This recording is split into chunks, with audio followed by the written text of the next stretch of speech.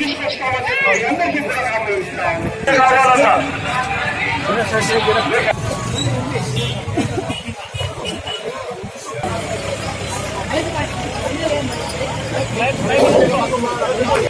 నేను ముచ్చుకోట రిజర్వాయర్ కోసం సంవత్సరం కింద పాదయాత్ర మొదలు పెడితే అధికారులతో పర్మిషన్ ఇచ్చి తెల్లవారితే మన పాదయాత్ర జరుగుతుందనే ఉద్దేశంతో పాదయాత్రలో కూడా నిలబెట్టడం జరిగింది.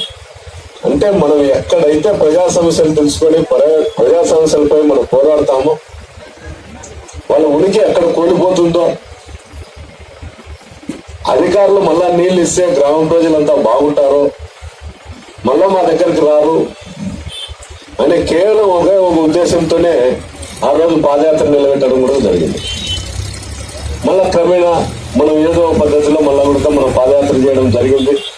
మనం పాదయాత్ర చేస్తుంటే 2 రోజులు నీళ్లు ఇచ్చినాడు, ప్రజల కంటి తుడుపు కోసం ఇచ్చి 2 రోజుల్లోనే మళ్ళా బంద్ చేసినాడు. అంటే 30-40 సంవత్సరాల నుండి ఇక్కడ ఆధిపత్యం చేస్తున్న జేసీ సోదరులకు ప్రజలకు నీళ్లు అవసరమా లేదా అనేది కూడా తెలియలేదు.